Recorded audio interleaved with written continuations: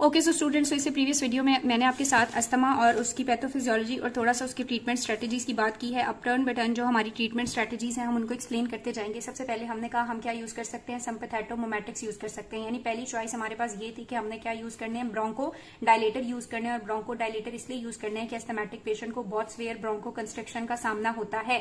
Bronco dilator में पहली choice ये है कि हम क्या यूज कर सकते हैं, सिम्पैथेटोमिमेटिक्स यूज कर सकते हैं। क्या यूज करेंगे, सिम्पैथेटोमिमेटिक्स यूज करेंगे।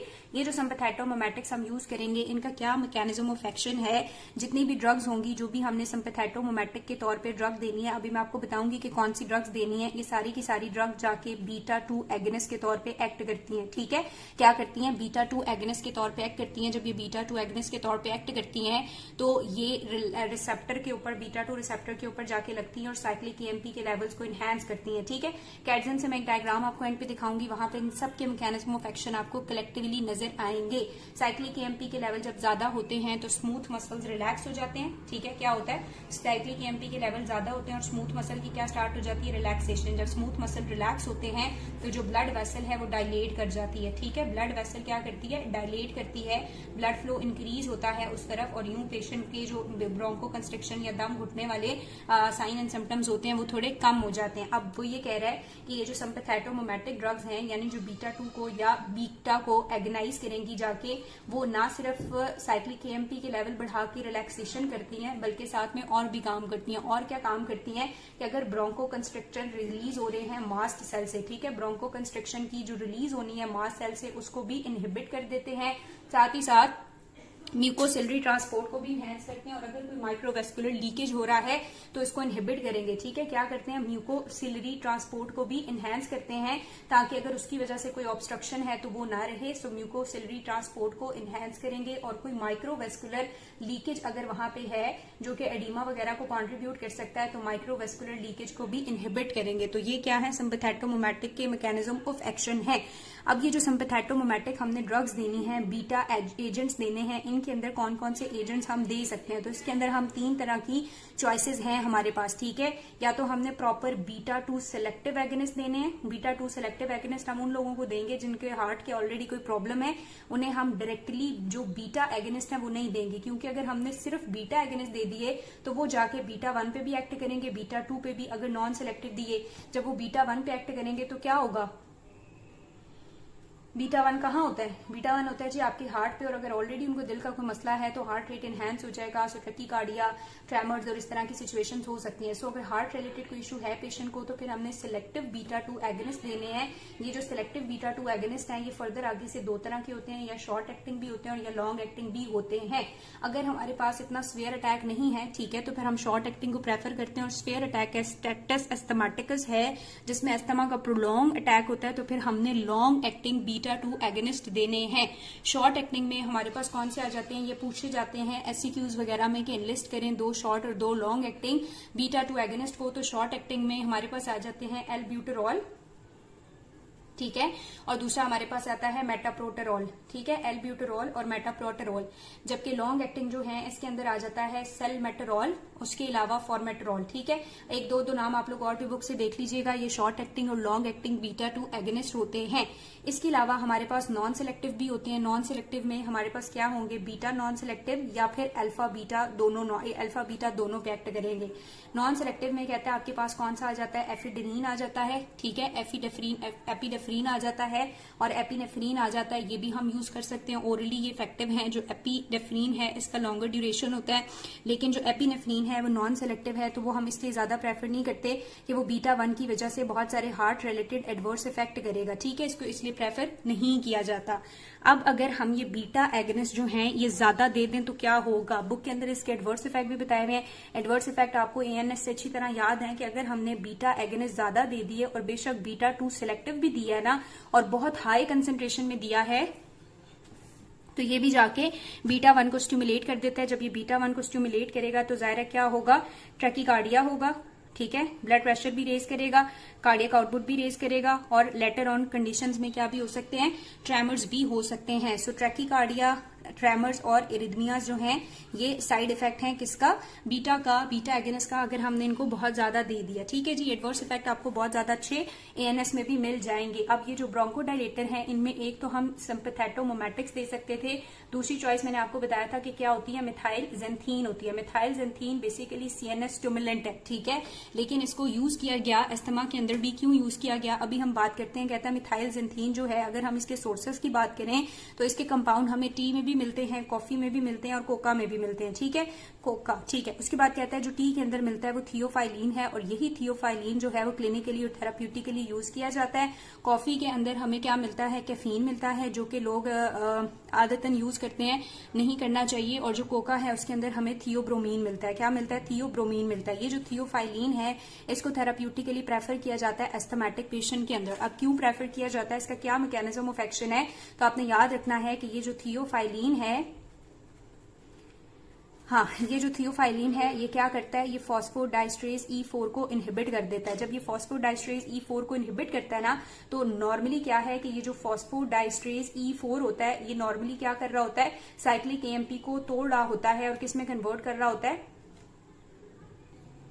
AMP में इसको कन्वर्ट कर रहा होता है। लेकिन अगर हम ये इसको इनहिबिट कर देंगे तो ये इनहिबिट हो जाएगा, तो साइक्लिक AMP की डिग्रेडेशन नहीं होगी, साइक्लिक AMP के लेवल बढ़ेंगे। जब साइक्लिक AMP के लेवल बढ़ते हैं तो आपके पास जो स्मूथ मसल्स है वो क्या होते हैं, रिलैक्स होते हैं। सो स्मूथ मसल की रिलैक्सेशन की वजह से क्या प्रोड्यूस हो जाएगी, ब्रोंकोडायलेशन, और यही तो हम चाहते थे। ठीक है जी, सो ब्रोंकोडायलेशन होगी। उसके बाद कहता है जिस तरह सिंपैथेटोमिमेटिक के और काम थे, तो इसका काम सिर्फ स्मूथ मसल को रिलैक्स करना नहीं है, बल्कि साथ ही साथ ये एडिनोसिन को भी एंटागोनाइज करता है, ब्रोंकियल साइड पे भी और नॉन ब्रोंकियल साइड पे भी एडिनोसिन भी ब्रोंको कंस्ट्रक्टर है। ठीक है, उसको एंटागोनाइज कर देता है, तो ब्रोंको डायलेशन हो जाती है। ना सिर्फ ये बल्कि इसके एंटी इन्फ्लेमेटरी रोल भी है। अब एंटी इन्फ्लेमेटरी रोल इसके किस तरह से हैं, उसके लिए वो एक्सप्लेन करता है कि ये क्या करता है कि आपके पास जो हिस्टोन्स होते हैं ना, डीएनए के अंदर हिस्टोन, उनकी डीमिथाइलेशन करता है। जब हिस्टोन की डीमिथाइलेशन हो जाएगी तो आगे हमारे पास जो डीएनए की ट्रांसक्रिप्शन होनी है वो नहीं होगी, ट्रांसक्रिप्शन नहीं होगी, तो जो इन्फ्लेमेशन करने के लिए मेडिएटर्स वगैरह चाहिए, प्रोटीन इन नेचर होते हैं, वो मेडिएटर्स नहीं बनेंगे। जब वो नहीं बनेंगे तो इन्फ्लेमेशन जो है वो नहीं होगी। ठीक है, क्योंकि इन्फ्लेमेशन के लिए मेडिएटर्स का होना तो बहुत जरूरी है।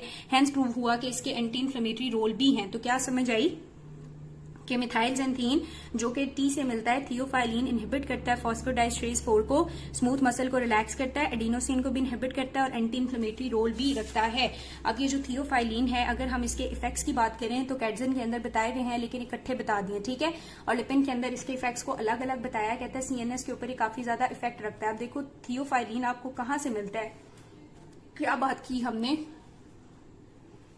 लेस डोज में, मॉडरेट में, मॉडरेट टू हाई डोज में, और बहुत टॉक्सिक डोज में ले लेंगे तो क्या होगा। हमने कहा थियोफाइलिन हमें टी से मिलता है। जब हम चाय पीते हैं तो क्या होता है, शुरू में अगर हमने थोड़ी नॉर्मल डोज ले ली हुई है तो हमें क्या मिलता है, कॉर्टिकल एरोजल होता है। ठीक है, कॉर्टिकल एरोजल होता है, आप अलर्ट हो जाते हो और फटीग कम हो जाती है। ऐसा ही होता है ना, दिमाग खुल जाता है थोड़ा, और वो जो थकान होती है, फटीग होती है, वो कम हो जाती है। अब अगर हम मॉडरेट टू हाई डोजेस में बात करें, थोड़ी ज्यादा पी ली हमने चाय, तो क्या होना शुरू हो जाएगी, थोड़ी नर्वसनेस होना शुरू हो जाती है, ट्रेमर्स भी हो सकते हैं और इंसोम्निया। आपने सुना होगा, बहुत सारे लोग कहते हैं नहीं भी हमने रात को चाय नहीं पीनी, हमें नींद नहीं आती, क्योंकि ये इंसोम्निया कॉज करता है, सीएनएस को एक्साइट रखता है। ठीक है, उसके बाद कहता है बहुत टॉक्सिक डोजेस में अगर हमने इसको दे दिया तो ये मेड्यूला की स्टिमुलेशन कर देता है। मेड्यूलरली स्टिमुलेशन के बाद कन्वर्जन्स भी कर सकता है और इवन के डेथ की तरफ भी आपको लेके जा सकता है। ठीक है, दूसरी बात है कार्डियोवास्कुलर सिस्टम के ऊपर थियोफाइलिन के क्या इफेक्ट हैं, तो कार्डियोवास्कुलर पे कहता है दोनों आइनोट्रोपिक इफेक्ट भी हैं इसके और क्रोनोट्रोपिक इफेक्ट भी हैं।